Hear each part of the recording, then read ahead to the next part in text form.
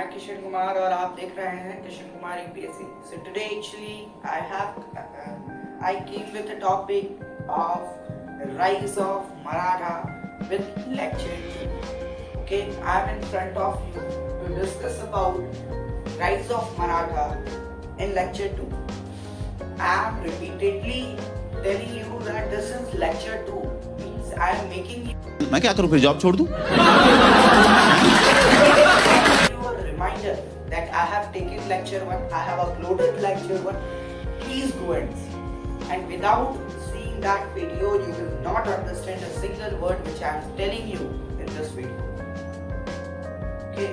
So first you have to see. First you have to see that video. Okay. Then only you will get understand about each and everything which I will be teaching you in this lecture. So let us does not waste our more time and start with the chapter, which is Rise of Marathas, lecture 2. The Rise of Marathas. I hope it is visible to you. Lecture 2.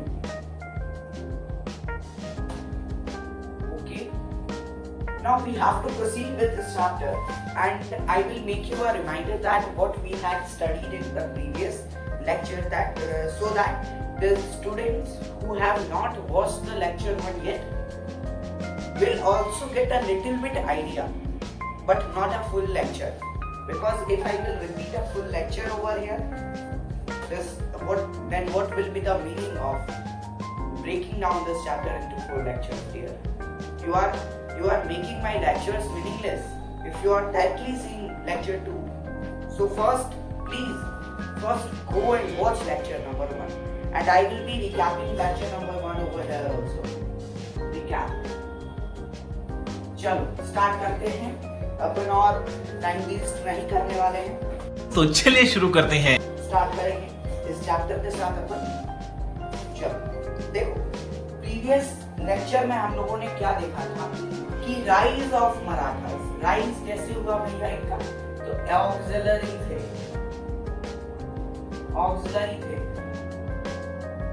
Auxiliary of Bahmani 13th century में। फटाफट से answer दो, अगर आप lecture 1 देख रहे हो तो फटाफट से आंसर दो।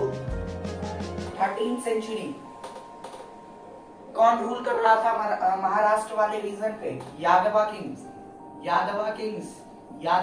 याद करो। 14th सेंचुरी में किसका कब्जा हो गया था? मुगल्स का। लेकिन उन्होंने क्या किया था? अपने कल्चर्स को चेंज नहीं किया था। 15th सेंचुरी की बात करते हैं, सॉरी 15 नहीं 17th सेंचुरी की बात करते हैं। आ गए थे यहाँ पे मराठास, ठीक है। Founder of Marathas Shahji Bhosale. शिवाजी के मम्मी और पापा दोनों का नाम बता दो। पापा का नाम शाहजी भोसले, मम्मी का नाम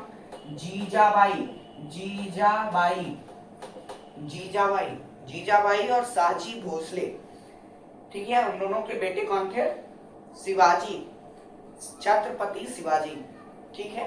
उसके बाद हम लोगों ने क्या क्या देखा था? Let me just remind you, then we will be continue. Okay, उसके बाद हम लोगों ने देखा था कि जो है अफजल खान अटैक कैसे हुआ था। शिवाजी जो है वो बीजापुर के बहुत सारे एरिया पे कैप्चर करने लगे थे, जिस कारण से बीजापुर के जो रूलर थे वो रूलर गुस्सा हो गए थे और अफजल खान को भेजे थे। लेकिन शिवाजी ने उन पे क्या किया? वाघ नख से अटैक करके प्रतापगढ़ के फोर्ट पे मार दिया। उसके बाद हम लोग एपिसोड ऑफ किसका देखे? एपिसोड ऑफ ये शाइस्ता खान का एपिसोड हम लोगों ने देखा। शाइस्ता खान कौन था? मैटरनल अंकल था। किसका था? मुगल्स का मैटरनल अंकल कौन था?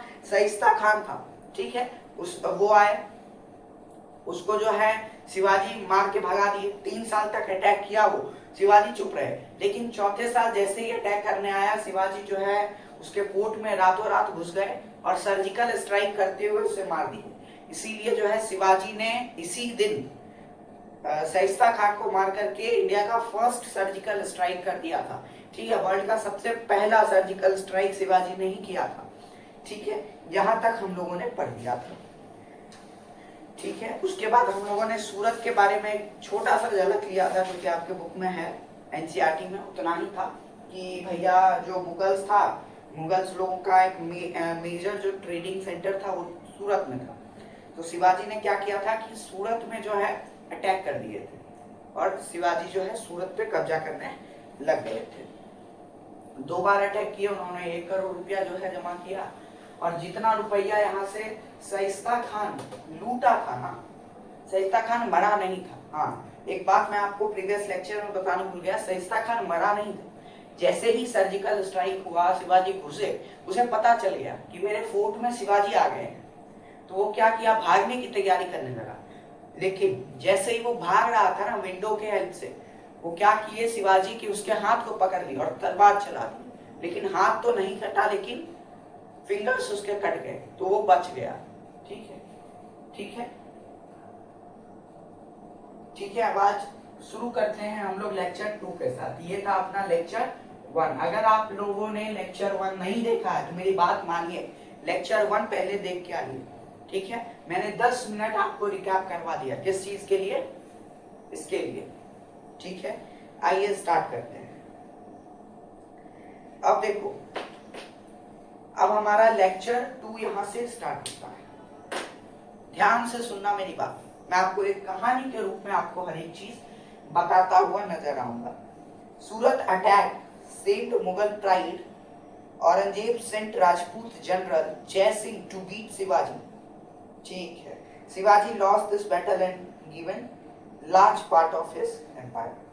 अब मैंने आपको कहां तक बता चुका था, मैं आपको कल, कि सूरत वाला जो इलाका है, सूरत वाला जो इलाका है वो सबसे ज्यादा ग्रोइंग इलाका है। क्यों? क्योंकि वहां के जो फॉरेनर्स थे ना, वो लोग वहीं आते थे, और फॉरेनर्स का ट्रेड भी वहीं चलता था। ट्रेडिंग सेंटर था कौन? सूरत। और मुगल्स का सबसे अमीर ट्रेडिंग सेंटर सूरत में ही था। तो क्या हुआ ना, जब शिवाजी ने अटैक किया, शिवाजी जब अटैक करने लगे सूरत पे और सूरत को कब्जा करने लगे, तो मुगल का जो राजा उस समय था वो था औरंगजेब। औरंगजेब बोला कि नहीं, अब शिवाजी अपने औकात से बाहर का काम करने लगे। अभी तक मुगल्स को ज्यादा डिस्टर्ब वो नहीं किए थे, अभी तक वो डेक्कन वाले रीजन में ही लड़ रहे थे। लेकिन अब जब मुगल को डिस्टर्ब करना शुरू किए, वो भी सबसे पहले उन्होंने स्टार्ट ही किया था सूरत का फोर्ट कब्जा करने से। तो औरंगजेब गुस्सा गया, बोला अरे यार, मेरे मैटरनल अंकल को भी उंगली काट के भेज दिया है शाइस्ता खान को। और गुस्से में आके पता है ये शाइस्ता खान को जो है मुगल्स ने क्या किया, ये औरंगजेब ने शाइस्ता खान को ट्रांसफर कर दिया। सोचो, अपने मामा को ट्रांसफर कर दिया, गुस्से में पनिशमेंट दे दिया। ठीक है, तो वो औरंगजेब बोला कि यार मेरे मामा को भी मार के बैठा दिया है, ये अब अपना औकात पार कर रहा है शिवाजी। तो औरंगजेब क्या किया, औरंगजेब बोला कि ये शिवाजी किस इसके हैं? बोला मराठा। बोला मराठा है तो मराठा से तो मराठा लड़ेगा नहीं, कल्चरल दोनों एक ही है, समान है, लड़ेगा नहीं कोई। अब ना इतना अनइक्वालिटी आ गया कि हिंदू हिंदू को मार रहा है, मुस्लिम ही मुस्लिम को मार रहा है, भाईचारा अब नहीं रहा। ठीक है, लेकिन उस समय भाईचारा था। तो औरंगजेब सोचा कि यार मराठा तो मराठा को मारेगा नहीं। और औरंगजेब के कोर्ट में कुछ राजपूत के रूलर थे। उसने बोला कि ईंट का जवाब मैं पत्थर से दूंगा। अगर शिवाजी मराठा का है, ईंट है, तो हम इसका जवाब पत्थर से देंगे जो कि राजपूत है। तो औरंगजेब ने दिमाग लगाया। एक औरंगजेब ने क्या किया कि राजपूत के राजा को, एक राजपूत किंग को, राजा जय सिंह को भेज दिया। किससे लड़ने के लिए? राजा जय सिंह को ऑर्डर दे दिया कि तुम जो है शिवाजी को मार दो। ठीक है, क्यों जय सिंह को चुना ये पता चल गया, क्योंकि उसको पता था कि मुस्लिम को मार नहीं सका है अभी तक, मारेगा भी नहीं। हिंदू में अगर वो मराठा जाति का है तो मराठा जाति वाला उस पर हाथ नहीं उठाएगा। तो राजपूत वाला लड़ने में माहिर होता है, भेजो राजपूत को, लड़ेगा। तो राजपूत को भेज दिया गया। और किस राजपूत को? राजा जय सिंह को। राजा जय सिंह आते हैं। राजा जय सिंह को ऑर्डर था कि शिवाजी को मार देना है। शिवाजी के साथ एक बैटल होता है राजा जय सिंह का, और शिवाजी इसमें हार जाते हैं। शिवाजी हार जाते हैं और शिवाजी मतलब in this battle the given large part of his empire. और शिवाजी के सामने राजा जय सिंह एक ये रखते हैं, प्रस्तावना रखते हैं। बोलते हैं शिवाजी को, कौन? राजा जय सिंह, कि सुनो शिवाजी भैया, ठीक है, हम आपको मारेंगे नहीं, लेकिन एक ही शर्त पे कि आप जो है 23, आपने अभी तक जितना फोर्ट कब्जा किया है उससे हमको कोई मतलब नहीं है, वो एम्पायर आप रख लो, लेकिन आप अपने एम्पायर से टोटल जो 23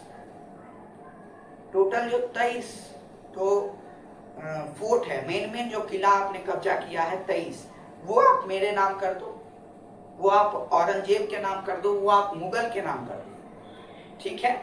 और आप अपने बेटे को, उनका एक ही बेटा था शिवाजी का, संभाजी, ठीक है, तो संभाजी को भी सर्वेंट के रूप में काम करना पड़ेगा मुगल के सल्तनत में। आप सोचो, शिवाजी इतने बड़े रूलर, उनसे तो 23 को फोर्ट मांग लिया जो कि मेजर फोर्ट था, तो अब इनके पास बचा ही छोटा छोटा चीज। उसके बाद इनके पास एक अपना बेटा था, उस बेटे को भी मांग लिया और बोला क्या कि हम ले जाएंगे और सर्वेंट की तरह काम करवाएंगे। बोले शिवाजी ठीक, आपकी जैसी मर्जी, ले गया। तो शिवाजी के बेटे यानी कि संभाजी को जो है कुल 5000 रुपए का जागीर दे दिया, मुगल सल्तनत में ले गया संभाजी को और कुल 5000 का जागीर दे दिया। मतलब 5000 का जागीर माने एक ढंग से नौकर। सोचो, जिस आदमी के पास पूरा का पूरा एम्पायर है डेक्कन का, उस आदमी का बेटा काम कर रहा है 5000 के जागीर के लिए, कितनी शर्मनाक बात है। मुगल्स ने ऐसे ऐसे कर्म कांड किए हैं। तो और जब शिवाजी बोले कि ठीक है, तो राजा जय सिंह को दया आ गया कि चलो भाई इतना बड़ा एम्पायर है, ये है वो है। तो राजा जय सिंह बोला कि चलो भाई मैं आपको एक सजेशन देता हूँ, अगर आपको इस प्रस्तावना से बचना है, ये प्रस्तावना मैंने नहीं दिया, मैंने औरंगजेब के बिहाफ पे दिया है, ठीक है, लेकिन क्योंकि जय सिंह उतना ज्यादा क्रूएल नहीं थे, हाँ उन्हें लड़ाई झगड़े में मजा आता था लेकिन क्रूएल नहीं थे, ठीक है। तो राजा जय सिंह जो है उनको दया आ गया। तो राजा जय सिंह बोले कि सुनो भाई शिवाजी, तुम जो है ना एक बार आगरा विजिट करो, आगरा में जहाँ औरंगजेब बैठा है तुम उसके फोर्ट पे जाओ और तुम जो है वहां पर औरंगजेब से बातचीत करो, थोड़ा करके देखो, हो सकता है कि औरंगजेब जो है तुमको छोड़ देगा, छोड़ता हो। तो सजेशन मानते हुए शिवाजी पहुंच गए कहाँ? आगरा। तो this episode is known as visited to Agra. तो शिवाजी जो है आगरा में विजिट कर गए। अब भैया हम आगरा में विजिट कर गए, तो अगर किसी बड़े राज का राजा किसी राज में आता है तो उसके लिए व्यवस्था किया जाता है, उसके लिए सराय को सजाया जाता है, ठीक है, समझ में आया?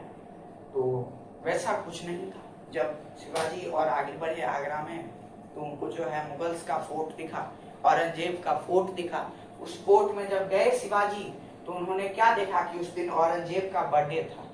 आपके बुक में मेंशन नहीं है, मैं आपको बता देता हूँ, उस दिन औरंगजेब का बर्थडे था और औरंगजेब अपने बर्थडे को बनाने में जो है मस्त मगन था। औरंगजेब जो है एक बार शिवाजी के तरफ देखा भी नहीं और शिवाजी जो है सबसे लास्ट में बैठे हुए थे और औरंगजेब मस्त मगन था एकदम अपने बर्थडे को सेलिब्रेट करने में, बर्थडे पार्टी में। तो टाइम नहीं दे पाया शिवाजी जो है वहां से एंग्री हो करके जो है बाहर निकलने लगे, एकदम एंग्री वॉक करने लगे। तो भैया अब आप चलते हुए कोर्ट में, आप सुप्रीम कोर्ट का एक रूल है, मैं आपको बता देता हूँ, सुप्रीम कोर्ट का एक रूल है कि जब चलता हुआ कोर्ट है ना, जब कोर्ट प्रोसीड कर रहा है तब आप जो है बीच में कोर्ट से उठ करके नहीं जा सकते हैं।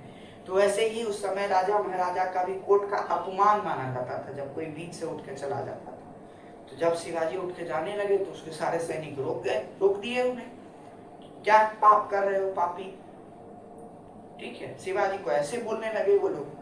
शिवाजी और गर्म मिजाज में आ गए, बोले तुम्हारा ये रूलर मुझे बुला करके मेरी इज्जत नहीं करता है।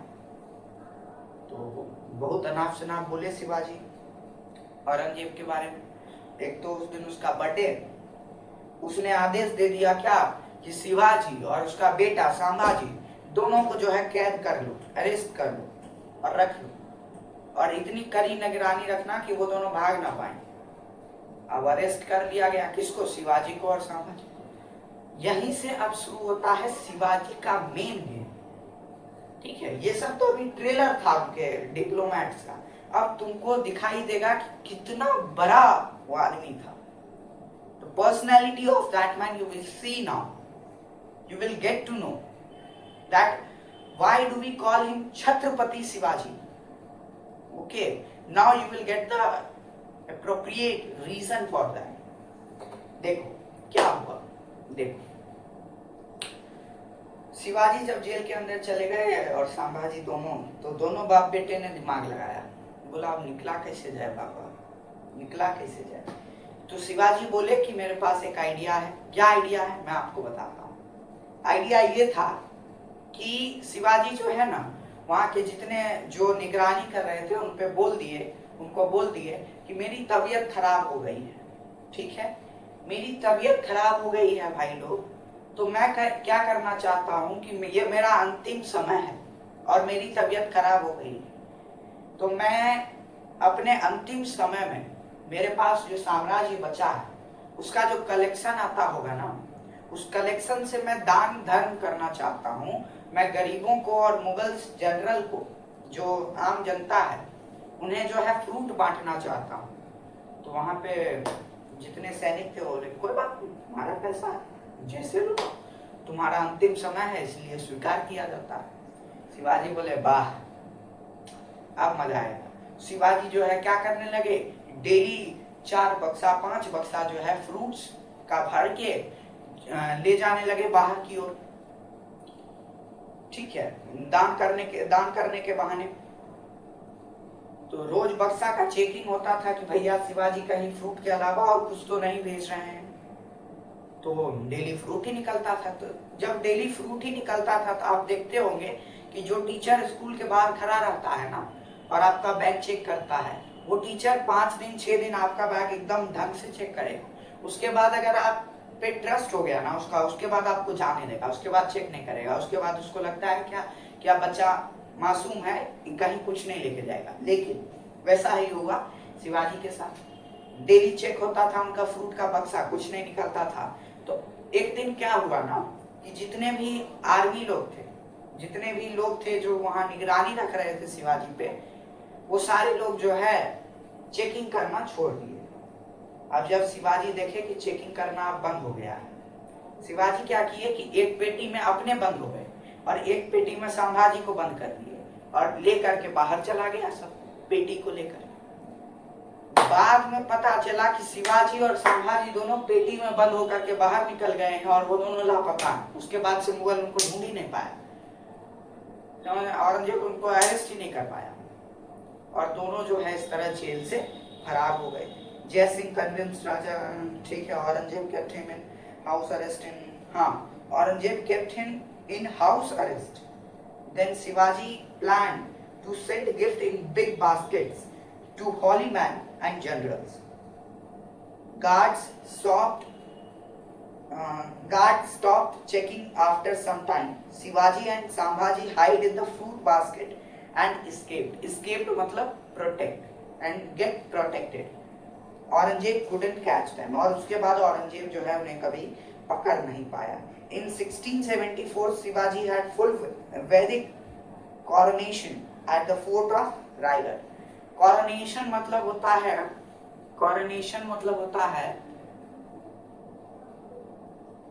आपका जो है राजा जब राजतिलक होना, जिसे राम जी का राजतिलक था, जिसके एक दिन पहले जो है वो वनवास चले गए थे, राजतिलक होना था, उसी को कोरोनेशन कहते हैं। मतलब उस दिन से आप जो है राजा बन जाते हो।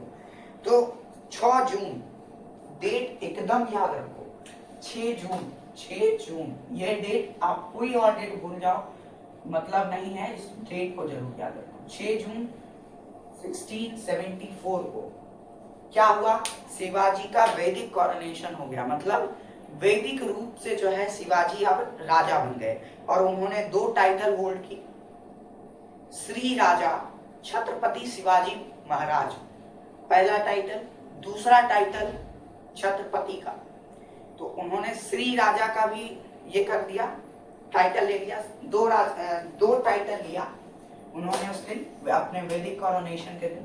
पहला टाइटल श्री राजा राजा और दूसरा टाइटल छत्रपति।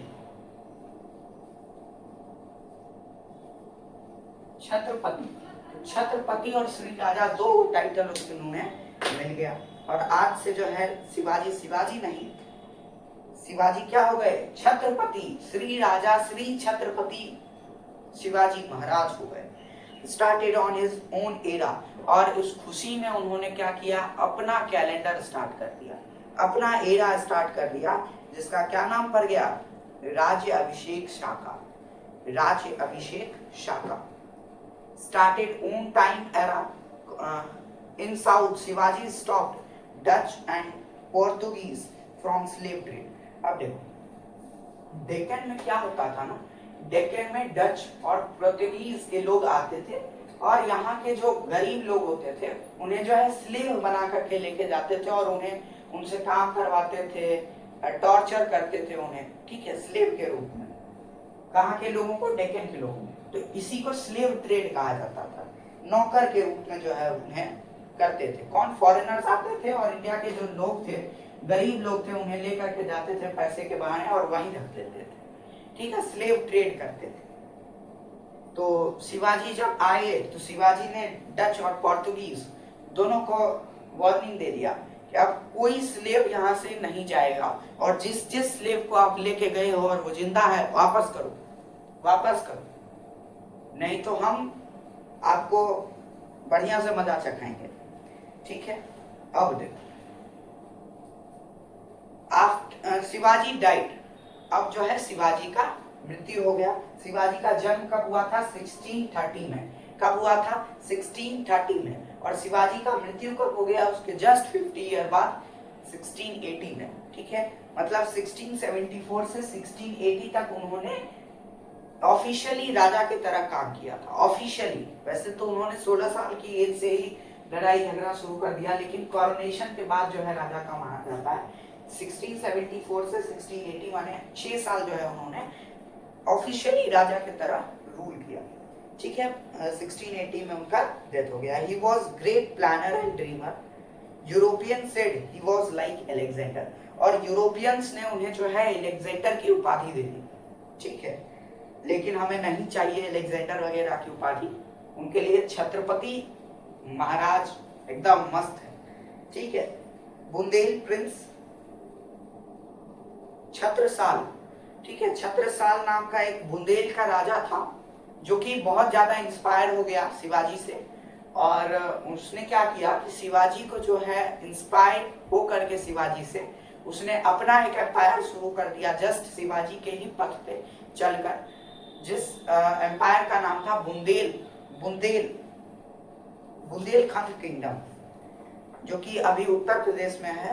और मैं आपको इंफॉर्मेशन के लिए बता दूं, रानी झांसी, ये रानी लक्ष्मीबाई, इनका आपने नाम सुना होगा, यही बुंदेलखंड की वो रानी थी, ठीक है, जिनके द्वारा छत्रसाल के द्वारा ये स्टार्ट किया गया था, शिवाजी से इंस्पायर्ड होकर। महाराष्ट्र आफ्टर शिवाजी, अब जब शिवाजी चले गए तो महाराष्ट्र को कौन रूल किया, कैसे हुआ Maharashtra. Shivaji had some son, Sambhaji and Rajaram. देखो शिवाजी के ऑफिशियली एक ही सन थे, संभाजी, बट राजाराम कौन थे,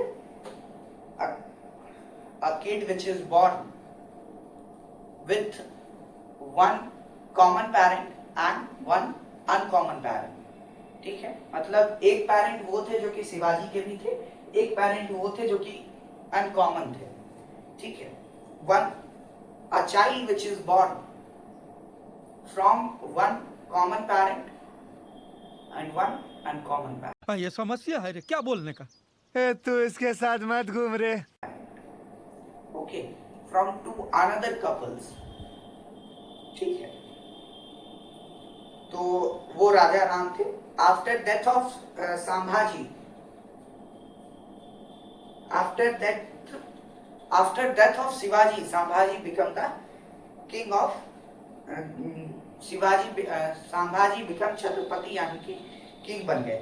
Maratha was only powerful rival of Mughal. और उस समय ऐसा था जिस समय शिवाजी छोड़ कर गए थे संभाजी को 1860 में, कि मराठा ही एक ऐसा राइवल था जो कि कम्पीट कर सकता था मुगल्स के साथ, ठीक है, और कोई नहीं था। Aurangzeb caught Sambhaji torture badly and killed. लेकिन कुछ दिनों के बाद जो है संभाजी जो है औरंगजेब के कब्जे में आ गए और औरंगजेब ने संभाजी को मार के टॉर्चर करके बर्बाद कर दिया। और राजा राम फिर उसके बाद छत्रपति बने, यानी कि राजा, उसके बाद राजा राम जो है राजा बन गए, ठीक है। Mughal Maratha fought spread and South India. Marathas defended fort well and often won. ठीक है। After the death of Aurangzeb, Maratha grew strong and no more defeating, led by Tarabai, who was Raja Ram's queen. She attacked Mughal and won. देखो क्या हुआ, जब औरंगजेब जब मर गया 1760 में, तो क्या होने लगा कि मुगल का एम्पायर जो है डिक्लाइन करने लगा, धीरे धीरे नीचे आने लगा मुगल्स का ग्राफ। मुगल जो है कमजोर होने लगा, तो ये मराठा एम्पायर क्या होने लगा, मजबूत होने लगा, ठीक है। और उस समय राजा कौन थे, राजा राम। तो राजा राम जो है उन्हें तो बाद में किसी किंग जो औरंगजेब के बाद आया हरा दिया, राजा राम तो चले गए। लेकिन राजा राम की वाइफ ताराबाई शिंदे, नाम सुना होगा, नाम तो सुना ही होगा। ताराबाई मराठा की हीरोइन कहा जाता है, शिंदे मराठा की हीरोइन थी ताराबाई शिंदे। जब राजा राम की भी मृत्यु हो गई तो ताराबाई शिंदे ने ही मराठा को जीवित रखा। ताराबाई शिंदे जो है अकेले पूरा मुगल एम्पायर से लड़ी और जीती, ठीक है। और इन्होंने जो है बहुत दिनों तक रूल किया महाराष्ट्र पे। With fast growth Marathas change structure, still have Chhatrapati name but not main power God Peshwa. अब देखो, जैसे ही आपको लेडीज का नाम आ गया राजा में, यही चीज हुआ था रजिया सुल्तान के भी नाम पे। लेकिन जब लेडीज का नाम आता है राजा के पद पे, तो आप सोच लो कि वो एम्पायर अब डूब ही जाएगा जल्दी। क्योंकि क्या होता है ना कि उस समय के लोग एक्सेप्ट ही नहीं करते थे कि मतलब हमसे अच्छा कोई लेडीज कर सकता है, ठीक है। उस समय के लोग जो है पुराने ख्यालात के थे, सोचते थे कि हम एक लेडीज के सामने सजदा करेंगे, हम एक लेडीज के सामने सर झुकाएंगे, नहीं, हम एक लेडीज के सामने हाथ जोड़ेंगे, नहीं। तो उस समय के लोगों के अंदर ईगो था। तो क्या होने लगा धीरे धीरे कि राजा का पावर कम हो गया और प्रधानमंत्री का पावर बढ़ गया। प्रधानमंत्री को उस समय पेशवा कहा जाता था। क्या कहा जाता था, पेशवा। तो पेशवा का पावर बढ़ गया और छत्रपति का पावर घट गया, और जिस कारण से पेशवा जो है वो बहुत ज्यादा पावरफुल हो गए। तो जब उनके पास पावर आ गई तो वो लोग मिसबिहेव करने लगे लोगों के साथ। धीरे धीरे करके मुगल एम्पायर पूरा डिक्लाइन हो गया। क्या हो गया, डिक्लाइन हो गया। और लास्ट आते आते जो है नदर्न इंडिया में भी मुगल्स का, ये मराठास का जो है कैप्चर हो गया था। उसके बाद अब एक आप और नाम सुनोगे, ठीक है। अब आप एक और नाम सुनोगे जिसका नाम है आपका, देखो मैं बोल रहा हूँ,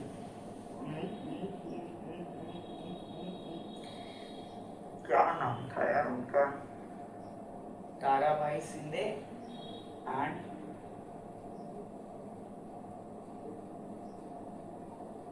हाँ अहिल्याबाई होलकर।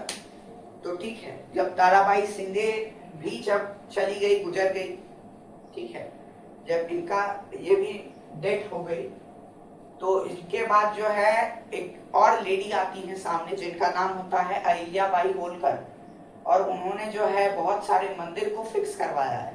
आप जब जाओगे कभी वहां पे केदारनाथ के मंदिर, आप अहिल्याबाई होलकर का बहुत नाम सुनोगे। उन्होंने पुणे में बहुत काम किया है। जब आप इंदौर की तरफ जाओगे, पुणे की तरफ जाओगे, तो अहिल्याबाई होलकर को लोग वहां पे भगवान मानते हैं, ठीक है, क्योंकि उन्होंने वहां बहुत काम किया है। तो अहिल्याबाई होलकर और ताराबाई शिंदे के लिए हमें क्लैप करना चाहिए, क्लैप करनी, ठीक है। उसके बाद ताराबाई शिंदे जो है, उसके बाद जब अहिल्याबाई होलकर आई तो उन्होंने जो है दिल्ली पे कैप्चर कर लिया, और सारा एरिया तो किसी दूसरे मतलब मुगल्स, और सारा जो एरिया था मराठास का, उस समय जो है अंग्रेज आ गए।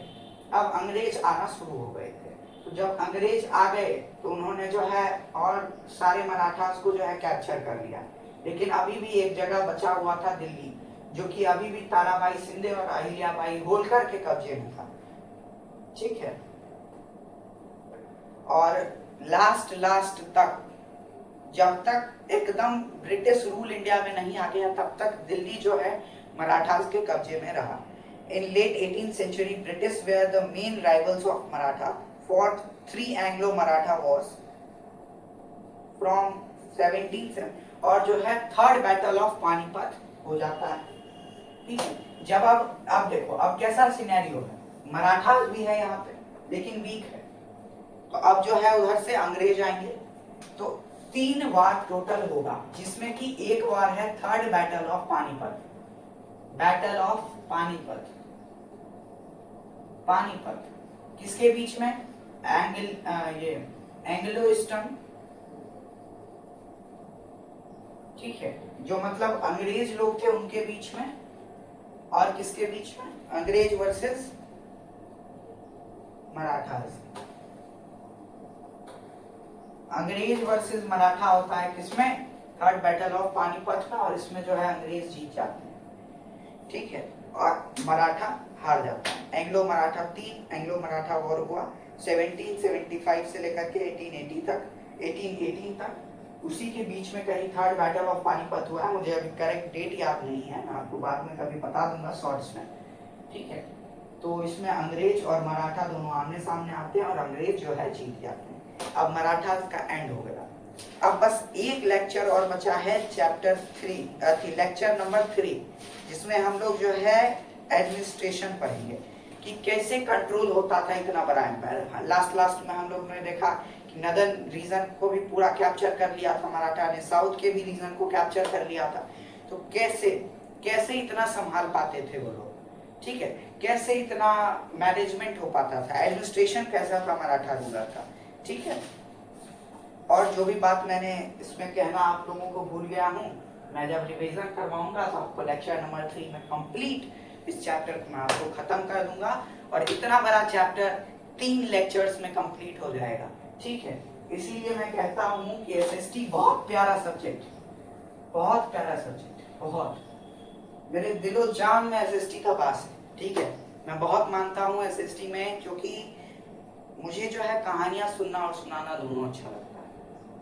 मैं इतने देर से बोल रहा हूँ, ना ही मेरा पैर दुखा है ना ही मेरा मुंह दुखा है, क्योंकि एक जोश है, एक जुनून है आप लोगों को एजुकेट करने का और एक स्टोरी सुनाने का। मैं ये नहीं सोच के आता कि चलो आज मराठा पढ़ाएंगे, नहीं, मैं ये सोच करके आता हूँ कि चलो आज एक कहानी सुनाते हैं, और भारत के सबसे अच्छे योद्धा की कहानी सुनाते हैं, जो कि फादर ऑफ इंडियन नेवी को नेवी के रूप में जाने जाते हैं।